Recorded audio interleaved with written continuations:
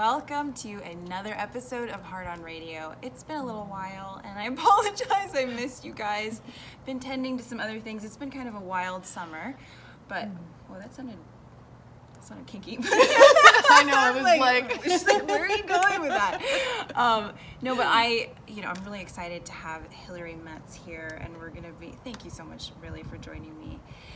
We met in Sedona, working out, and immediately started vibing. And then I learned what incredible work she does with shamanic healing and life coaching. And specifically, I know that this is something near and dear to your heart, is dealing with addictions.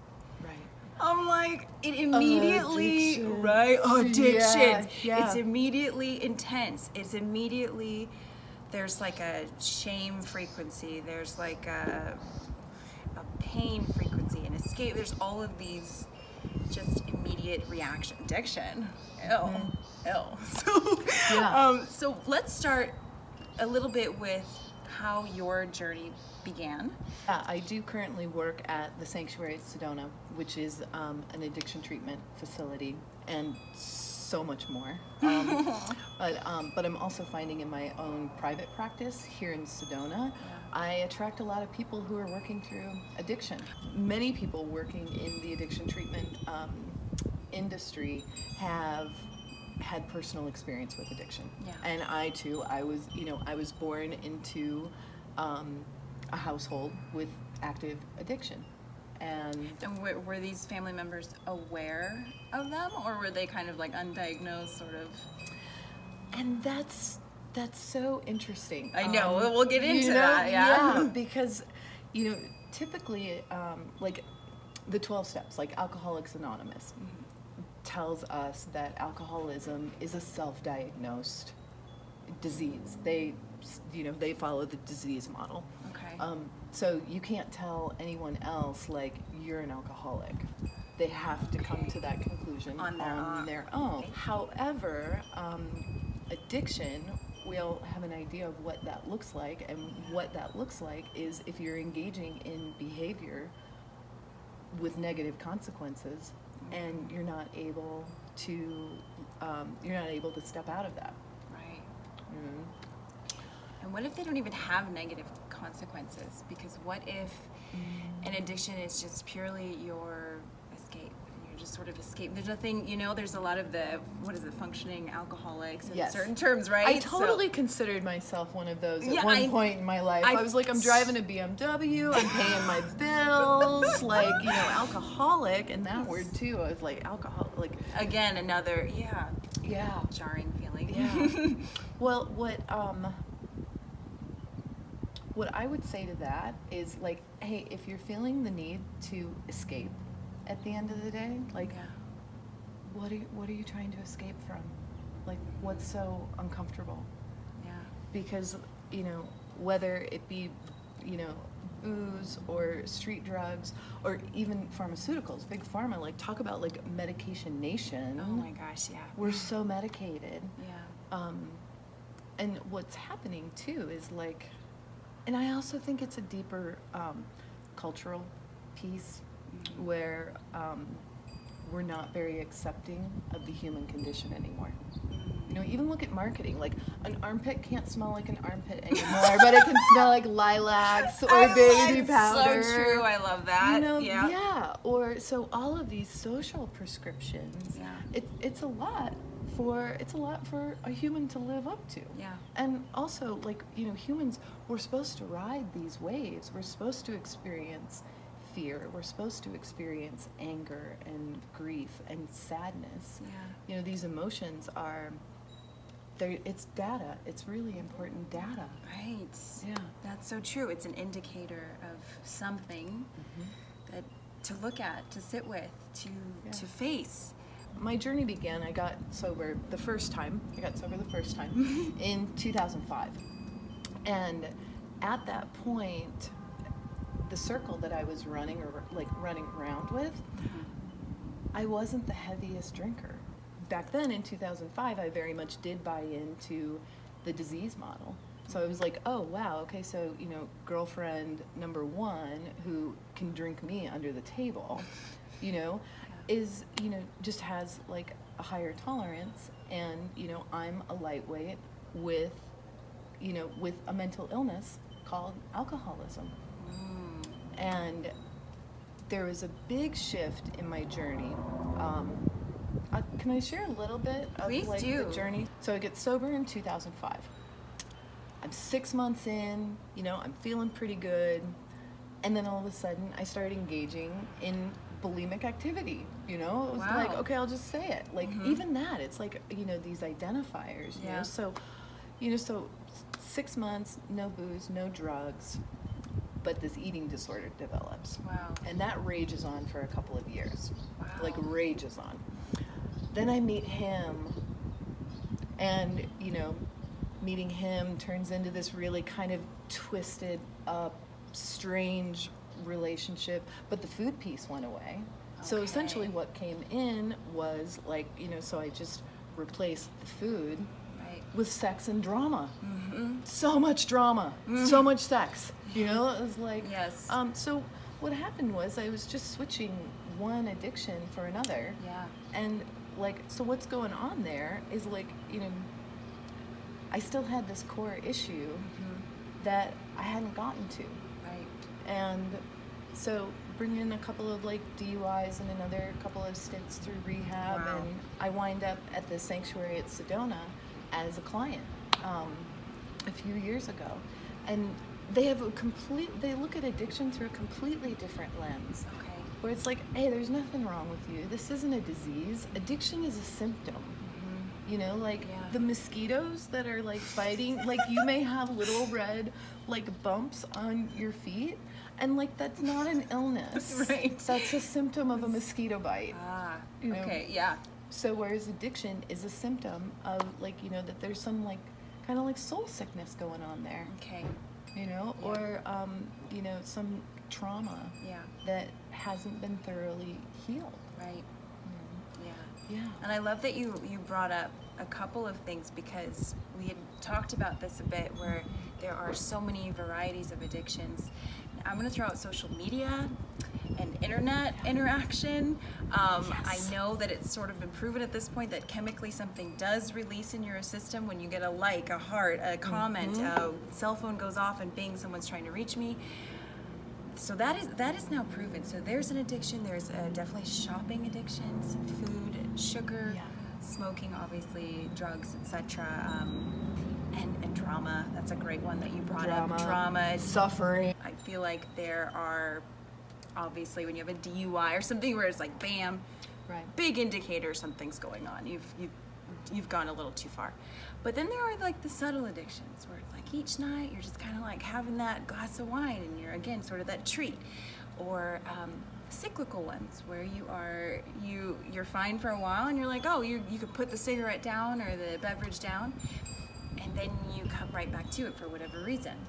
So there's all these different varieties. So what is the best way for someone to navigate and understand and identify when something may be becoming a problem? Becoming a problem. Yeah. Right. Yeah. Well, that's excellent, because we don't just come right out of the gate with like, like a 2 bottle of wine a day. Right. Thing that it does start somewhere. What I would encourage, and for your viewers, if anyone's relating to that piece of like, well, yeah, I have a glass of wine with dinner every night. Right. Or, I smoke a joint at the end of the day. Every day, Every day, yeah. And there may be absolutely nothing wrong with that. Right. However, those things can, I take a look at why are you feeling the need to change your chemistry? And also if it, like, I heard you talk about like the kind of circumstantial, or the like cyclical piece. Yeah. Like, it was like people, they go months at a time, and then, they like get into like cocktail hour, for like a Exactly. month or something like that. Well, like what happened, and look at it, our environment is so powerful too. Like, That's so true. I mean, I've definitely heard that you are the sum of the 6 people you spend the most time with. Yeah. So right there, it's like, who am I spending my most time with? Yeah, it's like monkey see, monkey do. Right. Be really discerning about your monkeys. I love that. Exactly. Great advice. Yeah. And then you touched on that root. Why are you wanting to change your chemistry in some way? So, with the clients that you've had, is there a common theme? Is there something that you find at that root? Sometimes I know escape. I've even felt this. It's sort of that disconnection we feel to spirit, to something greater. We look around and the world doesn't look exactly like we feel it should, and we escape. So let's talk about that, sort of the root cause and how to find that. Yeah, beautiful. It's fascinating to me, where it was like you and I have a lot of similarities and differences too. And with all of us, if we were to view our lives as like a movie, they would look very different. But the truth is, like, there's really only a handful of things that can, like, quote unquote, go wrong for a human being. And I think it's really important to point out that between the ages of 0 and 7, our brains. So womb. Yeah, or like after womb.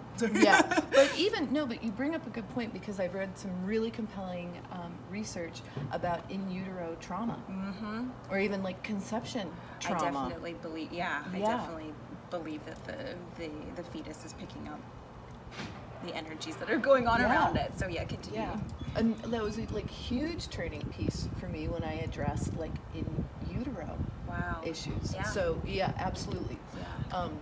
So when I say like 0 to 7, this is like, outside the womb. Okay. But like, our brains, like, we're just sponges.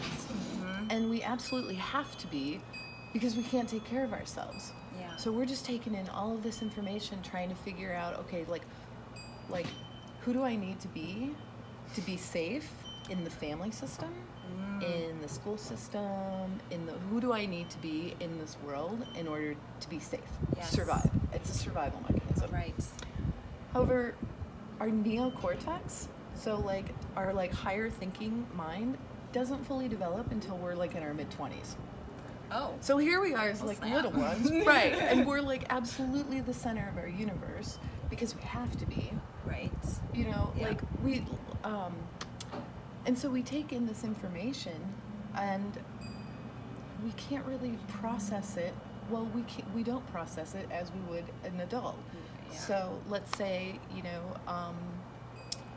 I'm trying to come up with an example that's not too gnarly, but like really drives the point. As far as addictions? Well, as far as like downloads that we get. So like, because I'll throw in that, like, I noticed that with a lot of celebration around eating or treats or sugar. So it's like, again, that sort of, you're a child, okay, you did a great job, let's run and get you your favorite such and such, and there's like a neural pathway, correct me if I'm wrong, that sort of starts. So is that sort of what you're tuning into, something like that, like subtle programming that whereas like, so you get the idea that like sugar is what you get when you've done a good job. Yeah. So then maybe when you're feeling like you're not doing such a good job, you go to sugar, because you can manufacture that experience. And the reptilian brain, which is also you need to touch on that. What do you mean the reptilian brain? Like, wait, whoa, she just threw that down. Okay. Well, it's like our fight or flight response, like in our reptilian brain. Sugar activates the reptilian brain. Okay, what do you mean by that? I'm sorry. Excuse my ignorance. No. Reptilian brain. The reptilian brain is concerned with, they say that part of the brain is concerned with the 4 F's. So like feeding, fight or flight, and making sweet love for the survival of the species. Okay. But it also regulates our fight or flight response. And if we're in a constant state of fight or flight, that's not comfortable. No. And like, I actually think like as a culture, we're like, are we in the midst of like the craziest opioid epidemic ever? Yes. And I believe we're social media addiction, totally. I'm so glad you brought that in. Also, there's like a fight or flight epidemic going on, and social media fuels that too. It keeps us in this state of like, I wonder how many likes I have now. Yeah. Did I get a response? Right. Has anyone liked or looked, or, and then it really feeds in immediately to your self-esteem, and you feel like, oh, that maybe I'll just go ahead and delete that because no one's really liking that post. I've done that. Yes, I know, where I was like, I mean, where did I come up with that? Because I've done it. We all have like our stories and like what our like traumas are, what our dramas are. Like you wouldn't understand. I had like, you know, really there's like only a couple of things that can like go awry for us that leave us with these like core woundings or like disempowering beliefs around the fact that like, you know, I'm not worthy, you know, whether that be I'm not worthy of love, or, you know, I'm worthy of a good life, but like don't go asking for too much. For glory, right? Not right. Mm-hmm. Or like abandonment issues, like I'm not going to get close because they always leave anyway. So that could happen, like, you know, if in the family of origin, if the mother or the father leave when the child is very young, the child takes that incredibly personally. Like poof, they're gone. And also issues around like, you know, trust and guilt and shame, you know. And so it's like when you get to those core pieces and address those, that's when this beautiful ripple effect can happen. Because the truth is, when you love yourself and when you feel empowered, you don't want to numb out. And the heartbreaker, like such a heartbreaker, we can't selectively numb our emotions. So it was like, okay, so like we drink to numb out whatever it is that we want to quiet this, out. but let's turn up the volume on that. Like, we can't do that. It doesn't work that way. So we just numb out across the board, and being numb hurts. You know, we're here for, like, I heard you talk about connection to spirit, and I see that, it's like, you know, when we reconnect people with magic and ritual and ceremony, bring really meaningful things in, like Facebook's not meaningful. We can put really meaningful content on there, like you're doing with the show, you know. And there are some, I kind of want to take that back because there are some really beautiful messages on social media. However, I don't know if that's the majority. Right. No judgment, just you know. Yeah. So we are finding like people are disconnected from spirit, they're disconnected from their friends, they're disconnected from themselves because addiction is shame-based. We don't want to talk about it. I feel so many more people are out there suffering from some sort of addiction on some level, coffee, you know, all of these little things. And so it's everyone's cross to bear in some way. You know, I feel like this is a collective issue, which is why I really wanted to talk about it, even though it's a tough one to talk about. But I appreciate so much your vulnerability and your candor and sharing your story. Because here's why a lot of people, I think, start with it too, is, I remember for me, I'll share some of my personal story, first moving out to LA, and I was young and impressionable, and that was sort of the scene. And what I noticed was all of my shy hang-ups, and I've really worked on it, so I know people now are like, shy, you're shy. But like, truly, very like shy, insecure things that were going on. I'd have a couple cocktails and go dancing, and suddenly this other thing would come out, and she was just a hell of a time, to the point where I was getting that feedback where people were even saying, oh my gosh, you were so much fun last night. And I started noticing it was an issue when I was like, so tell me, what did happen last night? I wasn't even remembering. It was like I would check out in some way, and this other version of myself that tapped into something more artistic or found this confidence. So I'm really curious what you feel about that, because I know sometimes people can get into it for spiritual reasons, they feel artistic reasons, sensitive souls. They tune in, and when they have a smoke, a drink, or whatever, I'm engaged in something higher now. This is why they feel that way. Is that what's really going on? You know? So you know, what is that about? Right. Well, substances do lower our inhibitions. And so it's like, where you referred to it as like, your shy pieces, and I was like, I totally get that. The liquid too, courage, right? The That's liquid that term. courage. Mm-hmm. Yeah. What we do in the model that that we work with out at the sanctuary, and then I work with in my private practice, is like take it even like deeper than that. Like, is there, and I want to also be super clear that when I talk about these downloads that come in, or this programming that happens between the ages of like 0 and 7, and actually up to about age 15, we can live in really loving homes. Like, my parents were so well intended, and they loved me so much. And, I wound up in rehab a couple of times anyway. I went through my first rehab family week at the age of 16, and my mom was sure that like that nipped it, where like knowing's not enough. I had this like programming that told me that that I'm not really lovable. I don't really matter. Kind of like I felt like I was living in this glass box. I could see you, you could see me.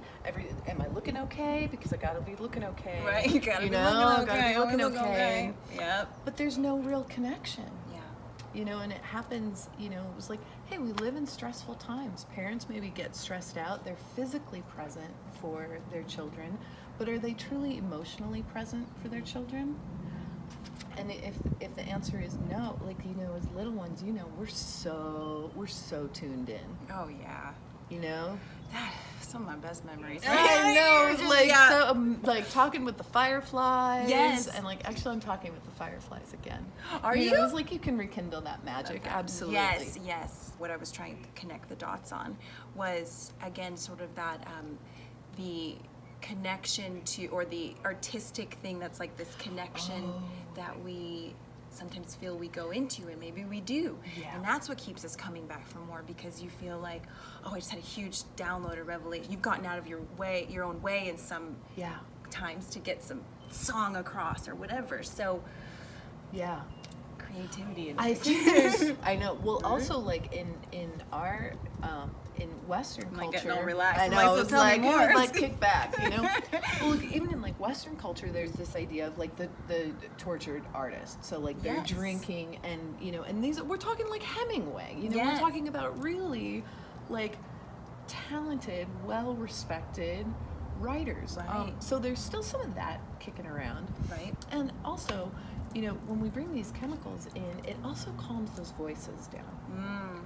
That like, if you like sit down, like say like, you feel you've got this poetry and it's just burning in you. Right. And then you sit down in front of the laptop, and then a voice comes up and it's like, who the hell are you to be a poet? Right. A poet? You? Like, you live in Ohio. You can't be, it's like whatever, like, And then we shut down. Yeah. And that's when I talk about like soul sickness. That's also like incredibly painful to not be your authentic self. That's why like a couple of cocktails and you're like letting loose on the dance floor, and I have seen you dance. So that stuff's got to come out. It's you. Yeah. And and it's beautiful, and it's like, life is magic. Life is passion. These are our birthrights.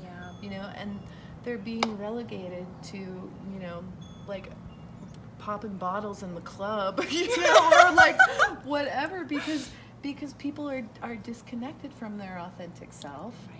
That's a great point, Hillary. Yeah.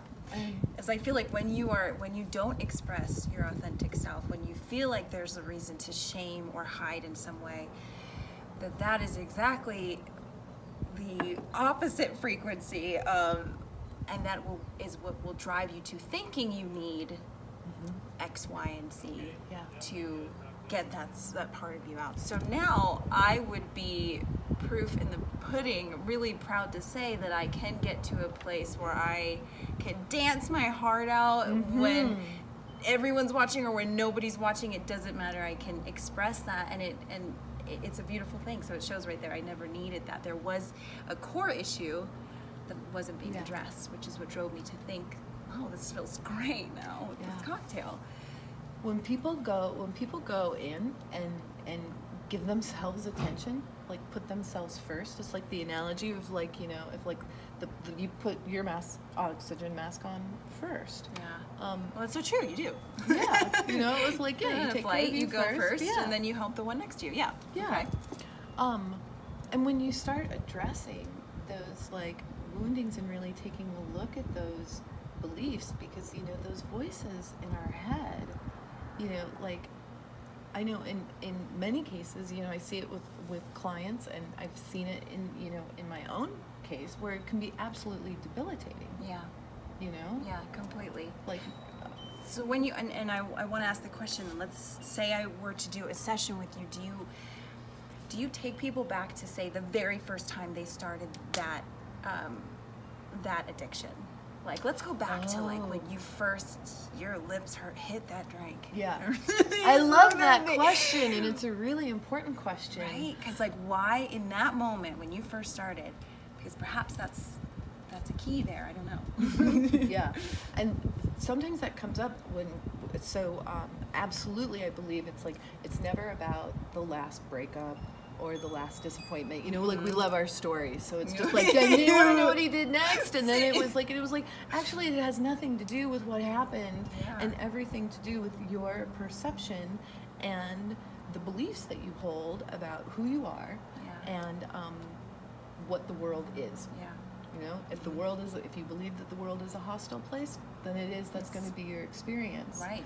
But with typically when I first start working with clients, I invite them to survey their life and just bullet point like the super highlights, and then also look at the tragedies and like the really like tender times, the disappointments, the shames, the blames, and then also take a look at their family of origin. Like ancestral dynamics, type of stuff? Or like actual like mother, father, like who raised you, okay, so like in the your nuclear household. family. Okay. Yeah. And take a look at the characteristics of you know, if of the two figureheads or three figureheads, or if I have worked with someone in a commune and I was like, okay, well, who was the, you know, like, you know, to take a look at the dynamics, what was going on in your immediate environment when you were taking it all in.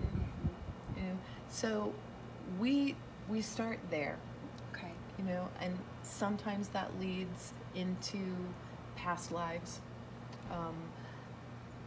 Ancestral work. I'm curious about that too. The typical things that they say. I know you're Irish, so like the Irish drink, right? And we've laughed about this. It's like, do you think there's something to there? Have you seen that in your work? That there's, and I have a tough time. I feel like we should, like, it's best to maybe own everything as your own experience or choice, etc. But have you seen a theme in that? Yeah.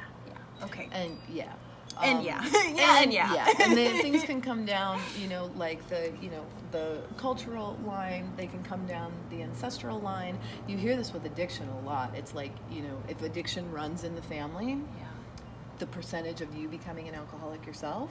But what if just saying that does it? Right. What if just saying and us prescribing to, or subscribing rather to that thought in and of itself is what's doing it? In the study of epigenetics, so the study of our genes and how they work, we can be born with, say, a predisposition for addiction.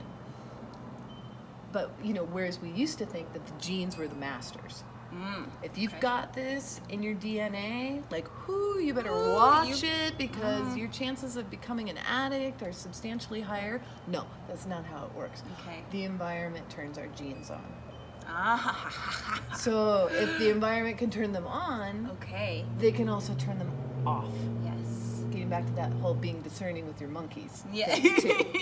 Anyone, if this is resonating with anyone, because it is with me. I have my small hang-ups my challenges, like each and every day, and I totally have those moments where I'm like, God, I really love a glass of wine each night, and then it becomes habitual. And then I don't like it. I can feel my frequency lowering. Yeah, well, it's dense energy. Right. So, so what happens, like, let's give some coaching in that moment where you're feeling that anxiety or that panic, like this is the moment where I self-medicate, I escape. How can we walk through that with someone and Yeah. address it, go the other way. Ooh, yeah, bringing in the tools. Yeah, I was bringing the tools. Yeah. Mm-hmm. So the work that I do, I very much balance like cutting edge science with like ancient wisdom teachings. You know, so it's like we were talking earlier, the that. science and the spirituality. Yes. Like, so what happens in those moments of like, oh my God, what's happening is, so like our like limbic brain or our like emotional brain, when we have a thought, and because the body always wants to be in balance, like homeostasis, so it's like what the mind is thinking, the body wants to be feeling. So we have a thought, and maybe it's a stressy thought. Okay. And it could even be, we could be rehashing something that happened 10 years ago. Right. Because the limbic brain can't tell time or distance. Yeah. Interesting. So that's why it was like, we can like think about an argument that we had like a while back, and we get stressed. And so this part of, you know, the limbic brain like signals to the adrenals like, oh, she's stressing. Okay, now we're stressing. Okay. And like here comes the cortisol, here comes the adrenaline. And that's how people can get addicted to drama.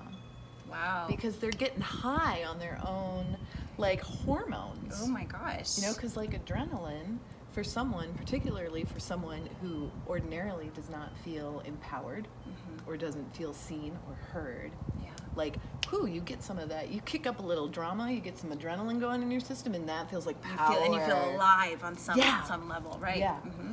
So I share that information because it's like, you know, because we all want to be like, you know, joyful and calm and centered, and there also, you're working with biological and neurological and neurochemical reasons working against that. So for me, and I see this with a lot of our clients too, knowing that in and of itself is really empowering. So when you start feeling that like stressy kind of thing, you can just say like, oh, I see I've slipped into limbic brain hijack. And this takes practice too, it's a muscle. Yeah. You know? And really, you know, it's a really personal thing.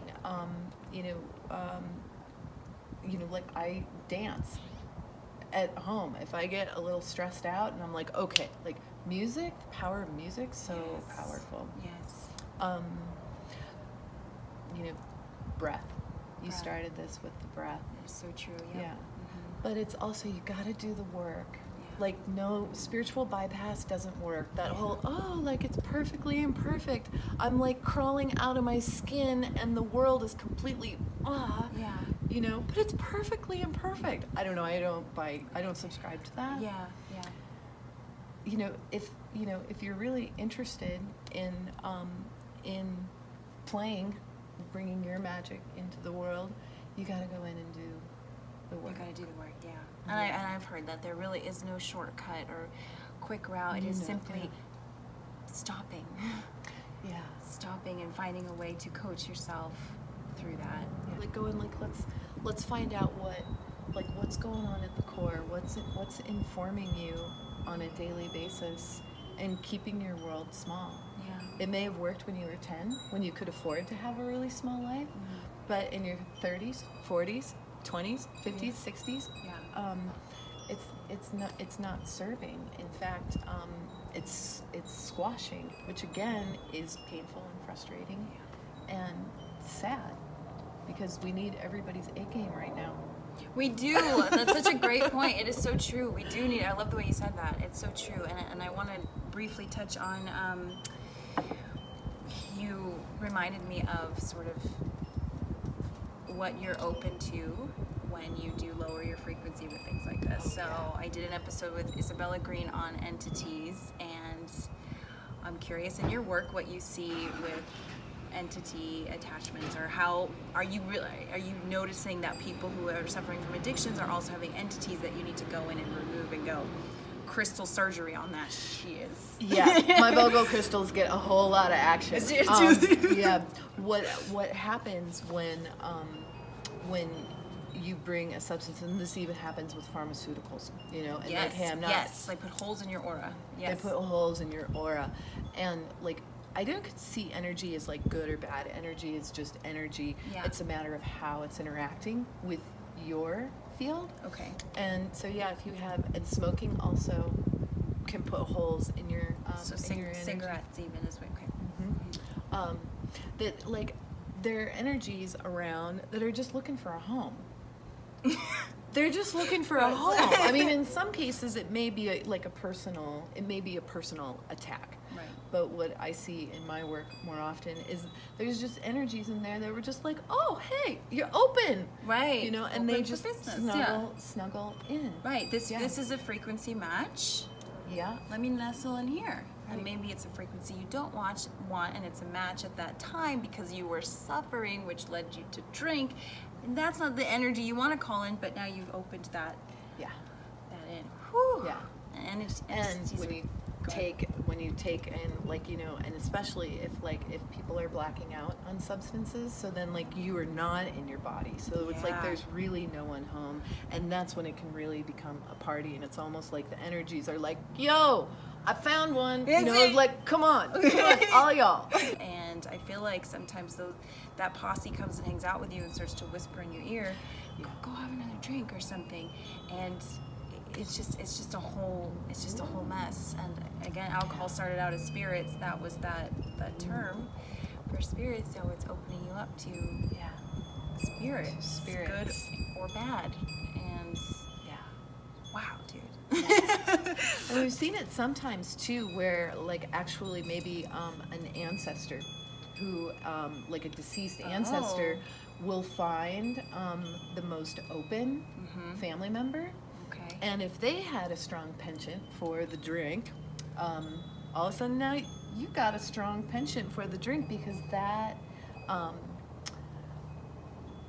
would call it like, you know, like that spirit of, you know, the deceased, is, you almost become like a puppet in some ways, you know? Yeah, and also, you know, and this isn't like malicious, you know, and oftentimes what happens is like the deceased, they may have died suddenly or totally unconsciously. Yeah. So they're not attacking their loved one. They're just trying to Find a home. Again, find a home. Okay. So, wow. So we've opened up Pandora's box a little bit there. And entities. I want to jump back into, I love when you said we need everybody's A game, because I have been so excited about, this really resonates with me, the new earth thing. I tap into it a lot. I tune into it a lot. I feel part of myself already there.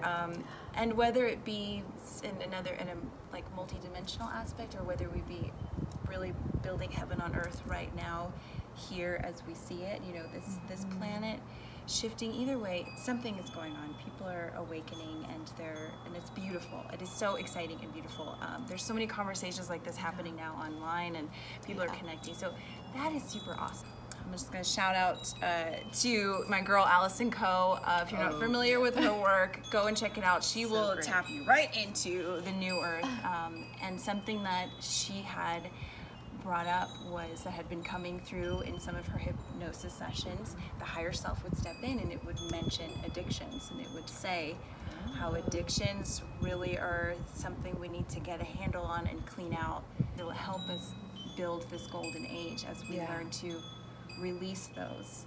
So what are your thoughts on that, girl? Ooh, yeah, so big, and I love Allison Coe. I love her you so much. Like, thanks for your work, Allison. I love her so much. I call her my girl. Like, I haven't met her, but like I have on some level. I love her. Well, she feels like that. Her videos are so. She does. You're so beautiful. I love you. Okay. Yeah. So it's like it's like simultaneously. It seems like heaven's coming in, like heaven on earth, but we're also, so these new paradigms are coming in, but we're still in the old ones, and the old ones are crumbling. In my opinion, they're not crumbling fast enough. Right, there's like this tug of war. Yeah, yeah. And that's a really, that can be a really scary place to be for people. So, and this, again, is where, like, you get to make the choice, like, what's your perception? So for those of us that are, like, building heaven on earth, it's like, oh my God, like, did you have a wild week? Like, what is going on? And, like, riding huge waves, really emotional, and staying with it, and totally cool with it, and staying curious.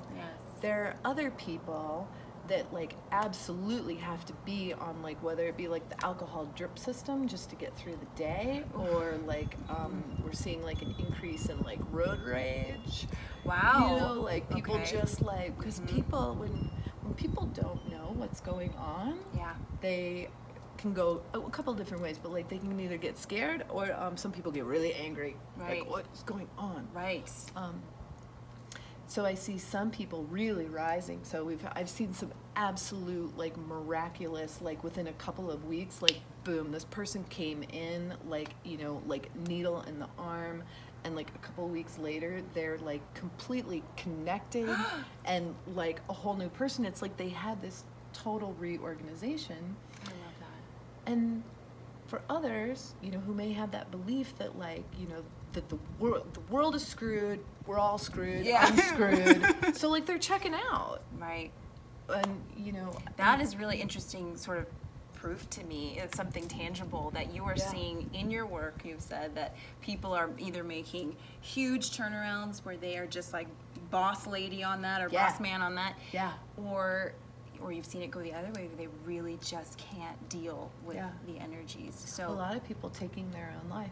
so important to really keep like as much as we can laser focus on positivity and love, and that's going to bring in and Yeah. solidify this more heaven on earth, new world, new earth paradigm. Yeah.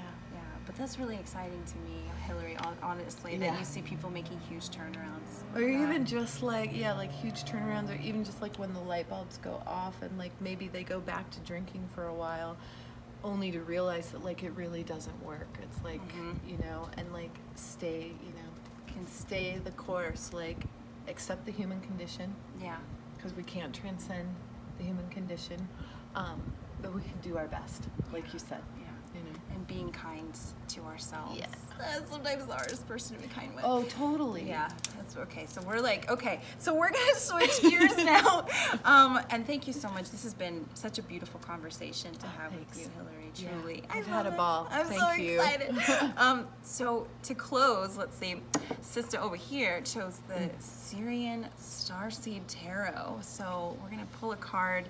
She cleared it. I'm gonna shuffle it a little bit, see what's going on.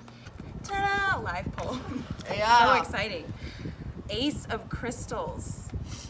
The Ace of Crystals. I know, I was like, It's that the sounds Ace- hardcore. The Ace of Crystals.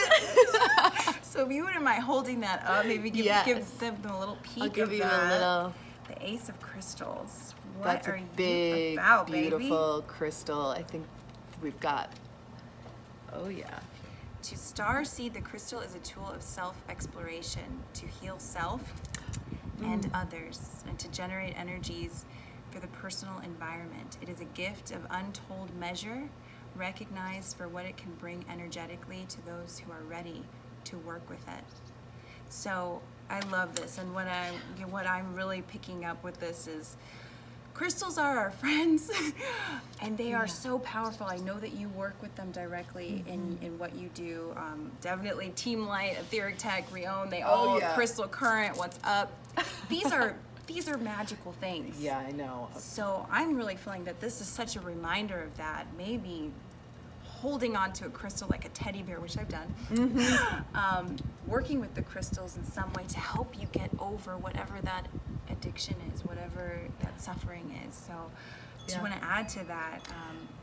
Just when I first looked at the image, so there's this, you know, big beautiful crystal like standing like, you know, a totem, where I saw that like, you know, that maybe that's how we could, well, I saw myself in this, where I was like, that's how I want to be. I want to be like that crystal, like totally connected to Mother Earth, you know, and like soaring up towards the heaven. That yeah. At your peak. Thunder!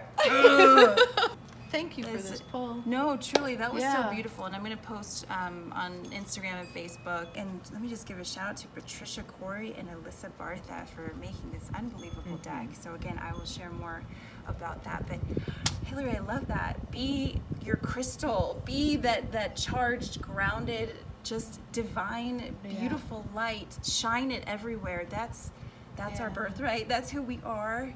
And again, Hillary, thank you so much for hanging out and talking about this with us and the work that you do, the beautiful work and service that you do. If anyone wants to work with Hillary or find out more about Hillary, HillaryMetz.com with 2 L's. 2 L's. Peace sign. I'm just telling you from hanging out with this girl, she is someone that just, you're immediately besties with everyone. You are. It's like she just has this, you just feel safe and so open, and I appreciate and honor that, and namaste on that for sure. Thanks. So thank you so And much. thank you for inviting me to sit with you and your viewers, and just like, thanks for the connection. I love it. Yeah. I love you, sister. I love all of you out there, and thank you for tuning in to Heart on Radio. I'm gonna go scratch myself a lot. I know, I was like, oh, bless the skeeters, bless the skeeters.